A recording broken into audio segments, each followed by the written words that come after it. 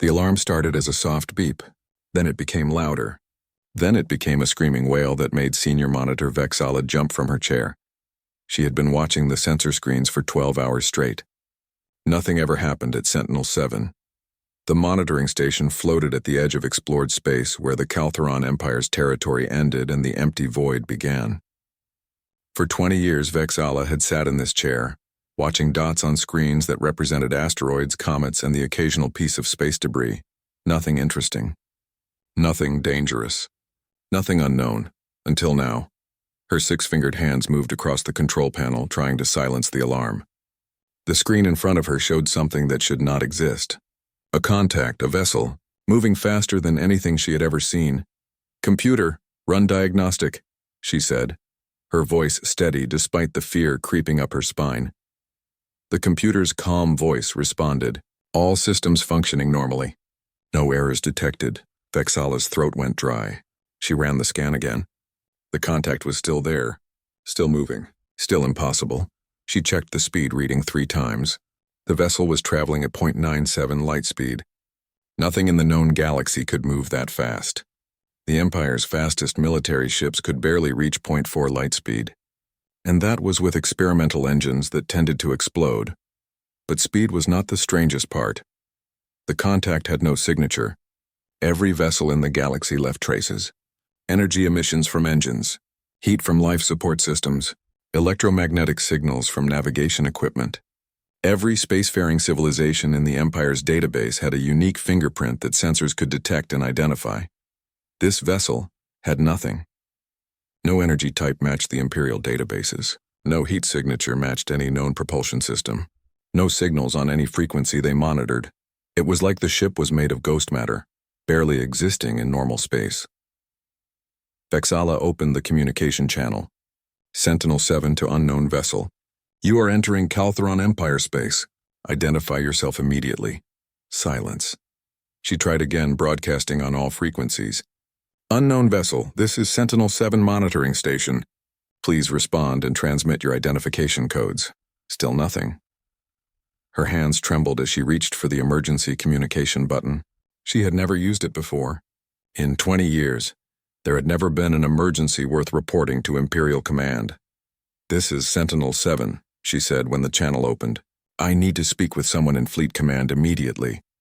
The face that appeared on her screen belonged to a young officer who looked bored. "Sentinel-7, this channel is for actual emergencies only. If you have a maintenance issue, I have detected an unknown vessel," Vexala interrupted. "It is traveling at near light speed with no identifiable signature and is not responding to hails." The officer's bored expression changed to something like amusement. "Senior Monitor, your sensors are probably malfunctioning. Run a full diagnostic and—" "I already ran diagnostics twice," Vexala said, her patience wearing thin. "All systems are functioning normally. The contact is real." The officer sighed. "Fine, send me your sensor data and I will have someone look at it." Vexala transmitted the data and waited. She watched the contact on her screen. It had not changed course. It had not slowed down. It was heading directly toward the Empire's core worlds like an arrow flying toward a target. 10 minutes later, her communication panel lit up again. This time, the face on the screen belonged to someone much more senior. Commander Zeltok, if she remembered correctly. He did not look amused. "Sentinel-7, we need you to confirm your readings," he said. "2 other monitoring stations are now reporting the same contact." Vexala felt her stomach drop. 2 others? Which ones? Sentinel-4 and Sentinel-9. "The object is moving through our sensor network at incredible speed. We are tracking it on multiple stations now." "Then you believe me," Vexala said. "We believe something is out there," Commander Zeltok replied, "but we do not know what it is. Keep monitoring and report any changes immediately." The communication ended. Vexala turned back to her screens and began recording everything. If this was going to be a historical moment, she wanted accurate records. 3 hours later, the situation had escalated beyond anything Vexala could have imagined. Fleet Admiral Theron himself was now involved. His image appeared on screens across the monitoring network, addressing all stations simultaneously. Vexala had never seen the Admiral before. He was an imposing figure with silver scales covering his face and military decorations covering his uniform. He had commanded fleets in 3 wars and never lost a battle. "All monitoring stations, this is Fleet Admiral Theron," he said. His voice was deep and confident. "We are now tracking an unidentified vessel entering our territory. This vessel has ignored all attempts at communication and shows no signs of slowing down. I am mobilizing the 3rd Border Legion to intercept. All stations maintain constant surveillance and report directly to me with any changes." The transmission ended. Vexala watched her screen and saw new contacts appearing. Imperial warships were launching from nearby military bases. Within an hour, there were dozens of military vessels converging on projected intercept points. She calculated the unknown vessel's trajectory. At its current speed and heading, it would reach the Empire's core worlds in 14 standard cycles. 14 days. For the first time in 10,000 years, something was approaching the heart of the Caltheron Empire without permission, without identification, and without fear. In the Imperial Palace on Caltherox Prime, Chancellor Morn sat in an emergency council meeting. Around the table sat military commanders, intelligence directors, and scientific advisors. Everyone was talking at once. It must be a probe from an undiscovered civilization, one scientist suggested. Or a weapon, a military commander countered. An attack could be imminent. "We should destroy it before it gets closer," another commander said. Chancellor Morn raised one hand for silence. The room quieted immediately. "What do we actually know?" Morn asked. The head of Imperial Intelligence stood. "Very little, Chancellor. The object is traveling at near light speed. It has no identifiable energy signature. It does not respond to communication. And most concerning, it is heading directly toward our core worlds on a perfectly straight course." "What does that last part mean?" Morn asked. "It means the vessel knows exactly where it is going," the intelligence director said. "It has not made a single course correction since we first detected it. Either it has incredibly accurate navigation, or it has been to this region of space before." "That is impossible," Fleet Admiral Theron said. "We have cataloged every spacefaring species in this sector for the past 10,000 years. There is nothing we do not know about." "Apparently, Admiral, there is something we do not know about," Morn replied quietly. The Chancellor stood and walked to a large window overlooking the capital city. Billions of beings lived on this world alone, trillions more across the Empire's thousands of planets. They all believed the Empire was invincible. They all believed the Empire knew everything worth knowing about the galaxy. That belief was about to be tested. "Admiral Theron," Morn said without turning around, "deploy your fleet, but do not fire unless fired upon. If this is first contact with a new civilization, I will not have it said that the Caltheron Empire shot first." "And if they are hostile?" Theron asked. "Then defend the Empire," Morn said. "But do not start a war out of fear of the unknown." Back on Sentinel-7, Vexala continued her watch. The unknown vessel maintained its impossible speed and perfect course. It was now less than 13 cycles from the core worlds. She wondered who they were, where they came from, what they wanted. Most of all, she wondered why they were not afraid of the most powerful empire in the known galaxy. The Imperial archives were cold and dusty. Ambassador Kael'thos walked through rows of data crystals that had not been touched in centuries.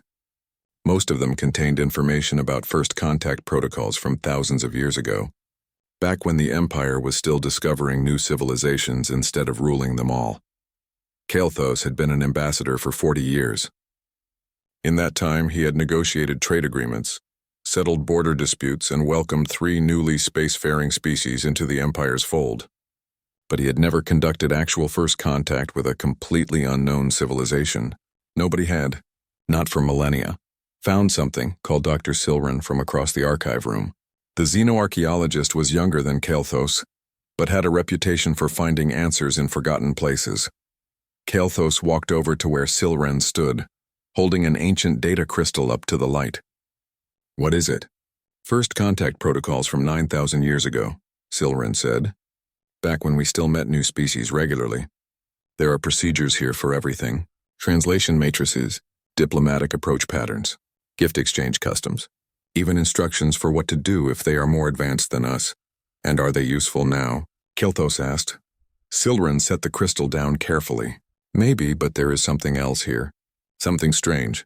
She activated a holographic display. Ancient text appeared in the air, written in an old form of Caltheron that was barely readable. This section is marked as forbidden knowledge, Silren said. It talks about civilizations that went beyond. Beyond what? Beyond this region of space. Beyond normal physics. The text is fragmented, but it mentions species that achieved technology so advanced they simply left. Went somewhere else. The archive calls them the others. Kael'thas felt a chill despite the warm archive air. You think this vessel might be related to these others? I think we should not dismiss any possibility, Silren replied. Before Kael'thas could respond, his communication device chirped. It was Fleet Admiral Theron. Ambassador, your presence is required on the command ship immediately. We are moving to intercept the unknown vessel. The command ship Dominator was the largest vessel in the 3rd Border Legion. Its bridge was a massive room filled with screens, holographic displays, and dozens of officers monitoring every system. Kael'thas felt small standing there, surrounded by military might. Ambassador, Theron greeted him.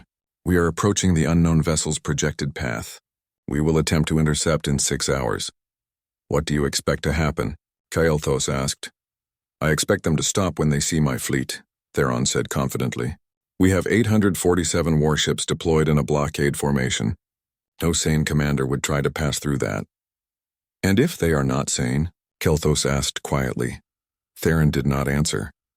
Kael'thas spent the next 6 hours preparing.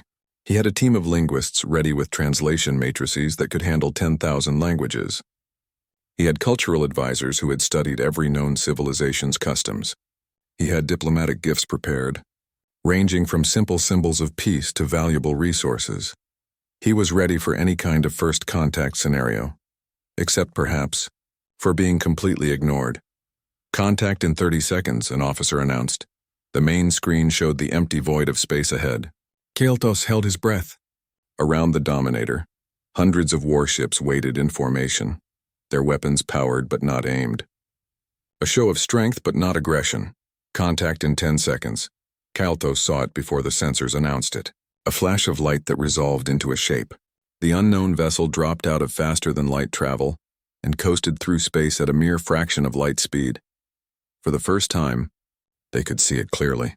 The ship was sleek and dark, its surface seeming to absorb light rather than reflect it. It was smaller than Kael'thas expected, perhaps the size of a mid-range cargo vessel, but there was something about its shape, its presence, that spoke of incredible power being held in check. Hailing on all frequencies, the communication officer said. Kael'thas leaned forward. Unknown vessel, this is Ambassador Kael'thas of the Kaltheran Empire. We mean you no harm. Please identify yourself so we may speak peacefully. Silence. They tried every frequency, every communication method in the database. Radio waves, laser signals, quantum entanglement messaging, even ancient methods like light pulse patterns. The vessel did not respond. It simply continued forward, not fast but steady, moving through the fleet formation as if the warships were not even there. Ambassador, they are ignoring us, Theron said, his voice tight with frustration. Request permission to fire a warning shot across their bow. Kael'thas hesitated. A warning shot could be interpreted as an act of war, but letting the vessel simply pass through might show weakness. One warning shot only, Kael'thas agreed. Make it clear we are not trying to hit them. Theron gave the order. A beam of energy lanced out from one of the warships, passing a safe distance in front of the unknown vessel. The vessel did not slow down, did not change course, did not react at all. They are approaching the neutral zone boundary, an officer announced. If they cross, they will trigger the automated defense satellites. The neutral zone was a buffer region at the edge of Imperial space. Ancient defense satellites, thousands of years old but still functional, guarded it. Any unauthorized vessel that entered would be fired upon automatically. Recall the satellites, Kael'thas ordered. Shut them down before... Too late, Theron said. They just crossed the boundary. On the screen, Kael'thas watched as 3 defense satellites activated. They were old technology, primitive by modern standards, but still dangerous. They fired kinetic projectiles at incredible speeds, designed to punch through the hull of any vessel. The unknown ship did not try to dodge. The projectiles simply vanished before they reached it. No explosion, no impact. They just ceased to exist as if they had never been fired. Then the vessel did something that made every officer on the bridge freeze. It destroyed the satellites. Not with weapons.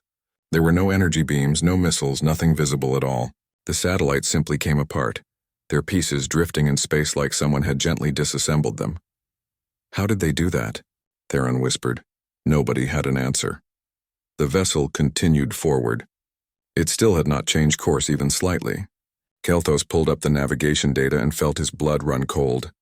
"Admiral," he said slowly, "this ship has not made a single course correction since we first detected it."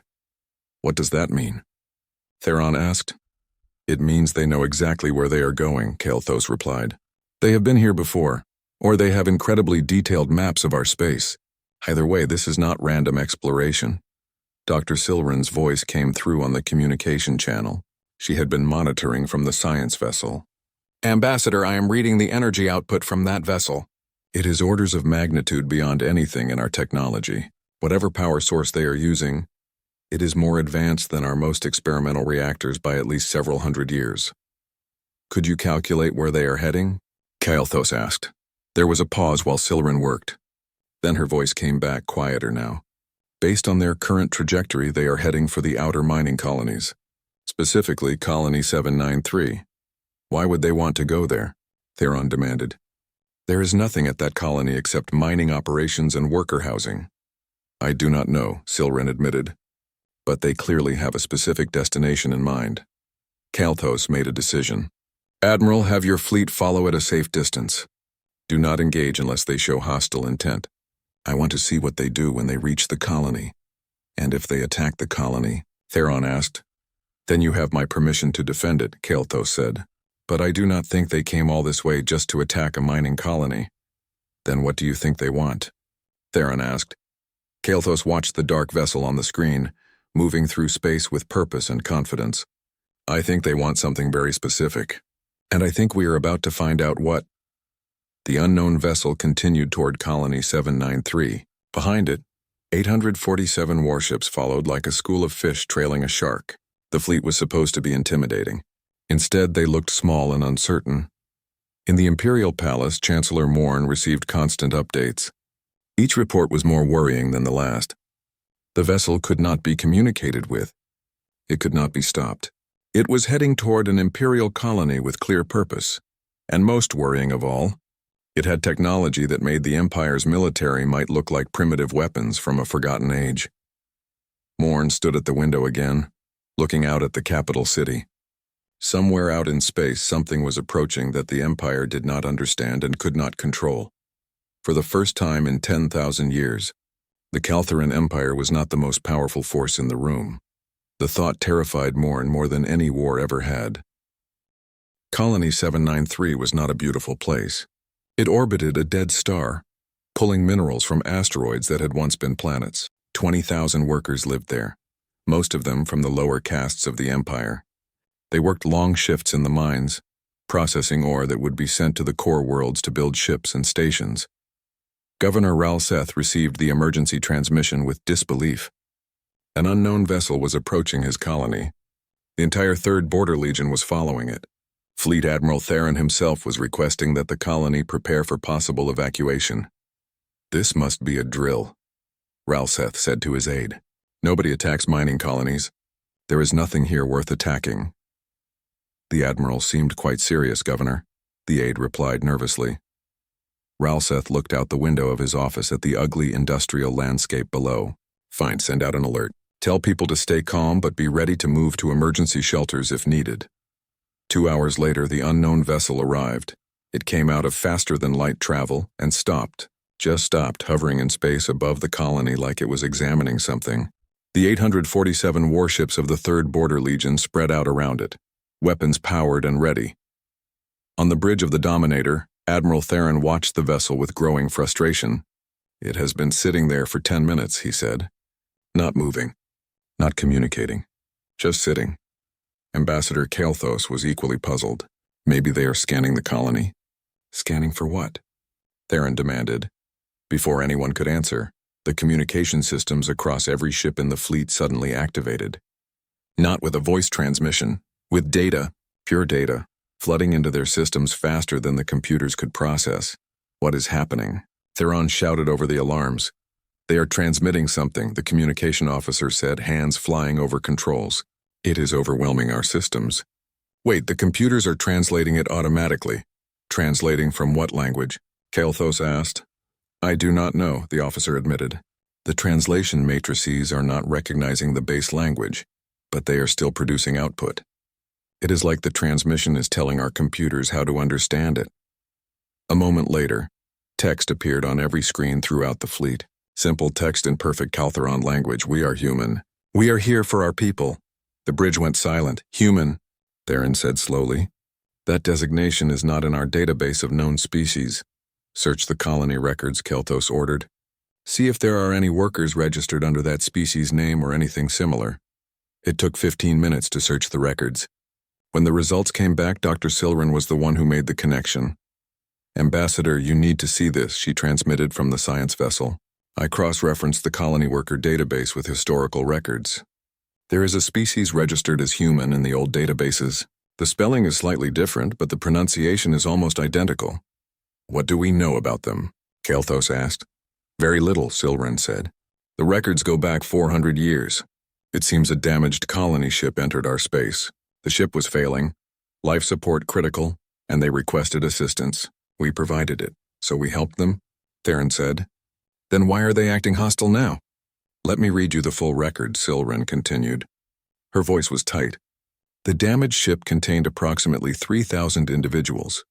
They were brought to various colonies and integrated into the workforce. Their ship was scrapped for materials. There is no record of them ever leaving or requesting to return home. Understanding dawned on Kael'thas like cold water. We did not rescue them. We absorbed them. We took their ship and scattered them across our colonies as workers. They were going to die if we did nothing. Theron protested. We saved their lives. And then we made them work in our mines for 400 years, Kael'thas replied quietly. On the screen, the unknown vessel began to move. Not toward the fleet, toward the colony. It descended through the atmosphere with impossible grace, landing in the main worker district. Governor Ralseth, what is happening down there? Theron demanded over the communication channel. The governor's voice came back, confused and frightened. The vessel landed in Sector 9. It is just sitting there. No one has come out. But something strange is happening. What kind of strange?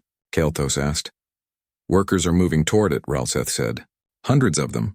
They are just walking toward the vessel like they are being called. Stop them, Theron ordered. We are trying, Ralseth replied. But they are not listening to orders. It is like they are in a trance. On the Dominator's main screen, they switched to a view from the colony's surface cameras. Kael'thas watched as hundreds of workers walked through the streets toward the landed vessel. They were not running or panicking. They moved with purpose, with certainty, like they knew exactly what they were doing. Get me a closer view, Kael'thas said. The camera zoomed in on the crowd. Kael'thas studied the faces. They looked similar to many other bipedal species in the Empire, but there were subtle differences. The facial structure, the way they moved. These were humans, the descendants of those refugees from 400 years ago. The vessel's hull opened, not with a door or ramp, but the surface simply became permeable, allowing people to walk through like it was made of water instead of metal. The humans walked inside, disappearing into the ship. How many workers are entering? Theron asked. An officer counted on his screen. Current count is 2,847, Admiral.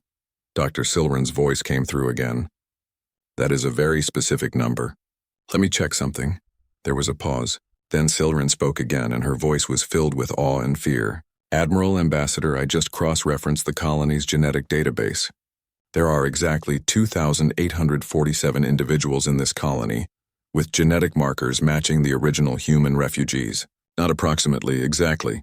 What are you saying? Kael'thas asked, though he already knew. I am saying that vessel knew the exact number of humans in this colony before it arrived, Silren said. It knew their precise location. It probably knows the location of every human descendant in the entire Empire. Theron's face went pale. How is that possible? I do not know, Silren admitted. But it implies they have been watching us, tracking their people, probably for a very long time. On the surface, the last human entered the vessel. The hull sealed behind them. For a moment, nothing happened.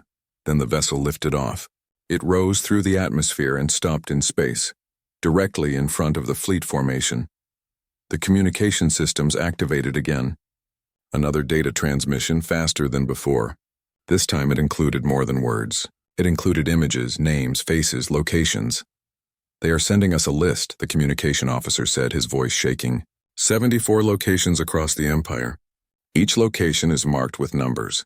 The numbers add up to 147,936. What do those numbers represent? Theron demanded. Ambassador Kael'thas knew the answer before anyone said it. Those are people, humans, every human descendant scattered across our empire. A new message appeared on the screens. This time, the words were not polite. You have 10 cycles to gather our people and bring them to designated release points. If you comply, we leave peacefully. If you do not comply, we will retrieve them by force. You have been warned. The transmission ended.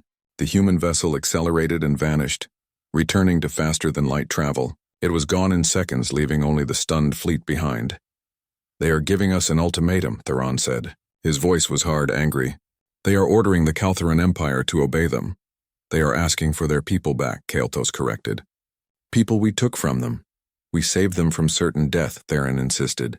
And then we kept them as workers without their consent, Kael'thas replied. Admiral, we need to contact Chancellor Morn immediately. This situation is bigger than either of us can handle. Back on Kaltherox Prime, Chancellor Morn convened another emergency council. This time there was no debate about whether the threat was real. Everyone had seen the transmission. Everyone understood what was being demanded. We cannot comply, General Korseth said firmly. If we give in to this ultimatum, it will show weakness. Every enemy of the Empire will see that we can be intimidated. If we do not comply, Kael'thas countered, we may be starting a war with a civilization that has technology centuries beyond ours. We do not know they are that advanced, Korseth argued. We have only seen one ship. For all we know, that is all they have. Dr. Silren spoke up from her position at the Science Council. With respect, General, I do not think that is true. The vessel's energy signature suggests it is not a warship. The design, the size, everything about it suggests a transport or rescue vessel, a civilian ship. The room went quiet. You are saying their civilian ships are more advanced than our military vessels? Morn asked.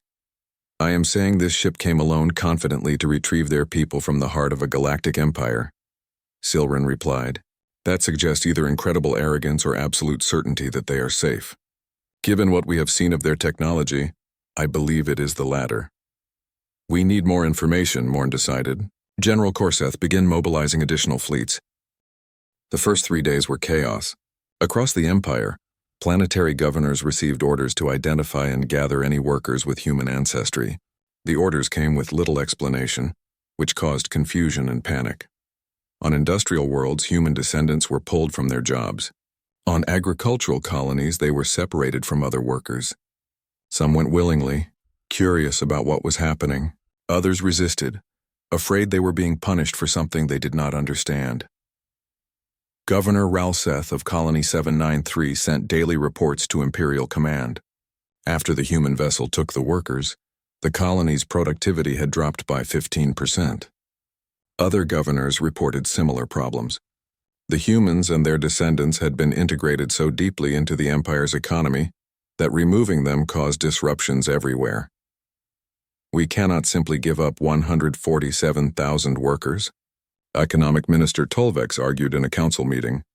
Do you know what that will do to our production quotas? Some colonies will have to shut down entirely. Better than starting a war we cannot win, Ambassador Kael'thas replied.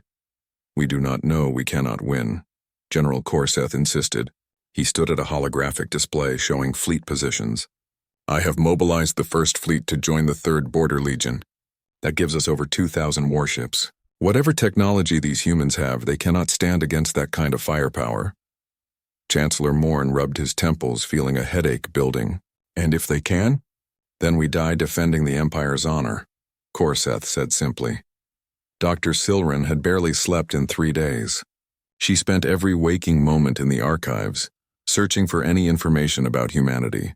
What she found was frustrating. The records from 400 years ago were sparse and vague. The human colony ship had been damaged badly. The refugees had been grateful for rescue. That was all the official record said. But Silren had learned to look in unofficial places. Old personal journals, maintenance logs, even entertainment broadcasts from that time period. Slowly, a different picture emerged. She found a journal entry from a cargo ship captain who had been part of the rescue operation. The captain described the human colony ship as primitive but functional. The humans had been traveling for generations, seeking a new home. Their ship was old and worn, but it had not been failing when they entered Caltheron space. It had been attacked. Attacked by what? Silren muttered to herself, reading further. The captain did not specify, but he mentioned that the human ship's weapon systems had been destroyed, their engines damaged, their life support barely functioning.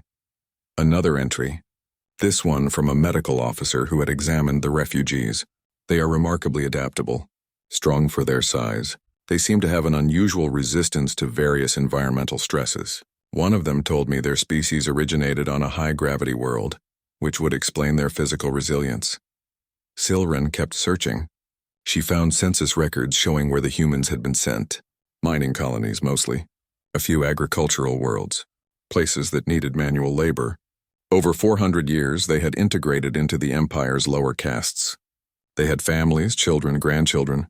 By now, most of them probably did not even remember they were originally from somewhere else. But someone remembered. Someone had been keeping track. On the 6th day, Silren found something that made her blood run cold. It was buried deep in a restricted archive, marked as classified by authority of the Imperial Science Council.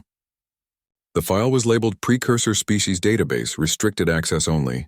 She should not have had access. But in the chaos of the current crisis, security protocols had been relaxed. She opened the file.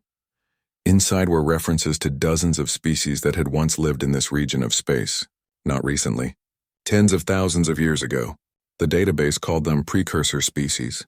Civilizations that had achieved advanced technology, and then simply left. Disappeared from the known galaxy. One entry caught her eye. The species designation was corrupted in the database, but the description was clear. Bipedal. Bilateral symmetry. High adaptability. Originated from a high-gravity world in the inner systems. Last confirmed sighting approximately 50,000 years ago. Believed to have achieved post-physical technology and departed for regions unknown. The physical description matched humans perfectly. Silren transmitted her findings to Ambassador Kael'thas immediately. Are you saying humans are one of these precursor species? Kael'thas asked, his voice tight with tension. I am saying humans were here before we were, Silren replied. They achieved technology we cannot even imagine and left. They went somewhere else, somewhere beyond. And now they are back, Kael'thas said slowly. Now they are back, Silren confirmed. And we accidentally enslaved their descendants. On the 8th day, Chancellor Morn made a decision. Sort of. We will gather the humans as requested, Morn announced in a council meeting, but we will not simply hand them over. What do you mean? Kael'thas asked. I mean we will bring them to a designated location, but we will also have every available military asset in position, Morn explained. If the humans come to collect their people, we will be ready to negotiate from a position of strength. Or fight, General Korseth added with satisfaction. Or fight, Morn agreed reluctantly. I am offering them a choice. Peaceful negotiation or conflict. Let them decide which they prefer. Kael'thas wanted to argue, but he understood the political reality. The Empire could not appear weak. Even if they gave the humans back their people, it had to look like a negotiation, not a surrender. Where will this meeting take place? Kael'thas asked. Neutral space, Morn said. Sector 14. It is far enough from our core worlds to be safe, but close enough to our fleet bases that we can respond quickly if needed. The orders went out. All humans and their descendants were to be transported to collection points, then moved to Sector 14. The process was not gentle. Many humans protested being taken from their homes. Some tried to resist, but the Empire's security forces were efficient, and within 2 days, nearly 120,000 humans had been gathered. That is not enough, Admiral Theron said, reviewing the numbers. They wanted all of them. We are missing almost 30,000. Some are in remote locations, an aide explained. Deep space stations, long-range exploration ships, colony worlds that have not responded to our hails. We are still trying to reach them. We do not have time, Theron said. The deadline was in less than 2 days. Bring whoever we have to Sector 14. We will explain the situation to the humans when they arrive. If they arrive, Theron thought but did not say. Part of him hoped the humans would not show up, that this was all some elaborate bluff. But he knew better. They would come. The question was how they would respond to the Empire's military display. Vexilla, back at Sentinel-7, was monitoring long-range sensors when she detected them. 4 contacts this time, coming from the same direction as before. Moving at the same impossible speeds, multiple contacts detected, she reported to Fleet Command. 4 vessels on approach vector to Sector 14. Estimated arrival time 3 hours. In Sector 14, the trap was set. Over 2,000 warships were positioned in a massive formation. At the center of the formation, transport ships held the gathered humans. The entire 1st Fleet and 3rd Border Legion were present, representing the largest concentration of military power the Empire had assembled in centuries. Admiral Theron stood on the bridge of the Dominator, watching the sensors. Ambassador Kael'thas stood beside him, looking uncomfortable in the military environment. 4 ships, Theron said with confidence. We have 2,000. Even with their technology, those odds should give them pause. Or it will make them angry, Kael'thas replied quietly. Then we will see what they are really capable of, Theron said. The human vessels arrived exactly on schedule. They dropped out of faster-than-light travel at the edge of the sector and stopped. For a long moment, nothing happened. The 4 vessels just hung in space, dark and silent. Then one of them transmitted. This time it was not just data. It was video. A face appeared on every screen in the fleet. A human face. The being looked middle-aged by most species standards, with short dark hair and eyes that seemed tired and disappointed. I am Captain Sarah Chen of the human recovery vessel Remembrance, the human said. Her voice was calm, measured, but there was steel underneath. You have gathered our people. Thank you. Transfer them to our vessels and we will depart. Admiral Theron activated the fleet's communication system. This is Fleet Admiral Theron of the Kaltheron Empire. Before any transfers occur, we need to discuss terms. Terms? Captain Chen's expression did not change. There are no terms. You have our people. We are taking them home. That is all. With respect, Captain, you are surrounded by 2,000 warships, Theron said. Perhaps we should negotiate like civilized beings. For the first time, Captain Chen showed emotion. She smiled, but it was not a friendly smile. Admiral, we left this region of space 50,000 years ago. We hoped you would have evolved beyond threatening people to get what you want. Clearly you have not. You dare, Theron began, but Chen cut him off. We dare many things, Admiral. We crossed the galaxy. We transcended the physical limitations of normal space. Begin the transfer, Admiral Theron said quietly. His voice carried defeat, Admiral. General Corseth's face appeared on a communication screen from one of the other command ships. We cannot simply surrender. The Empire's honor is irrelevant if we are all dead, Theron interrupted. Begin the transfer. That is an order. The transport ships opened their docking bays. Small shuttles began moving between the Imperial vessels and the human ships, carrying their precious cargo of confused and frightened people. Kael'thas watched the transfer on the monitors. He saw human faces looking out from the shuttle windows. Some looked happy. Some looked scared. Most just looked confused. These were people who had been born in the Empire. Their parents and grandparents had been born in the Empire. Many of them probably thought of themselves as Imperial citizens, not humans. Now they were going home to a place they had never seen. It will take hours to transfer everyone, an officer reported. We have nearly 120,000 individuals to move. How many did they ask for? Theron asked. 147,000, the officer replied. Theron closed his eyes. They were short. Nearly 30,000 people were still scattered across the Empire, too far away to retrieve in time. Inform Captain Chen that we could not locate everyone, Theron said. Some are in remote locations that we could not reach before the deadline. Captain Chen's voice came through the speakers. She did not sound sympathetic. We know where they are, Admiral. Every single one of them. We have been tracking them for quite some time. Then you know we tried to comply, Theron said. You tried to set a trap, Chen corrected. But yes, you are transferring those you gathered. That is something. The transfer continued in tense silence. Hours passed. The Imperial fleet stayed in formation, weapons powered but not aimed. The human vessels waited patiently, their own weapon systems never even activating. They did not need weapons to be threatening. Finally, the last shuttle completed its journey. Nearly 120,000 humans had been transferred to the recovery vessels. All available individuals have been transferred, Admiral Farron reported. Confirmed, Captain Chen replied. Now we will collect the rest. What do you mean? Theron asked, though he feared he knew. We told you, Admiral. We know where they are. Every station, every colony, every deep space exploration vessel that has humans aboard. We are going to collect them. You may either cooperate or watch. Your choice. Before Theron could respond, the human fleet split up. Groups of vessels departed in different directions, moving faster than anything in the Imperial fleet could follow. They spread across the sector like seeds in the wind, heading for specific destinations with perfect knowledge of where to go. They have complete intelligence on our territory, General Corseth said, his voice filled with horror. They know the location of every military installation, every colony, every ship in our fleet. They have been watching us, Kael'thas said. Probably for a very long time. We took their people 400 years ago. They have been monitoring them ever since. Over the next 3 days, reports came in from across the Empire. Human vessels appeared at remote stations and colonies. They did not attack. They did not threaten. They simply arrived, collected any humans present, and left. Imperial forces that tried to interfere found their weapon systems disabled without any visible attack. Ships that moved to intercept found themselves unable to navigate properly, as if space itself was pushing them away. The humans did not fight. They did not need to. On the 4th day after the confrontation in Sector 14, all human vessels converged at a single point in neutral space.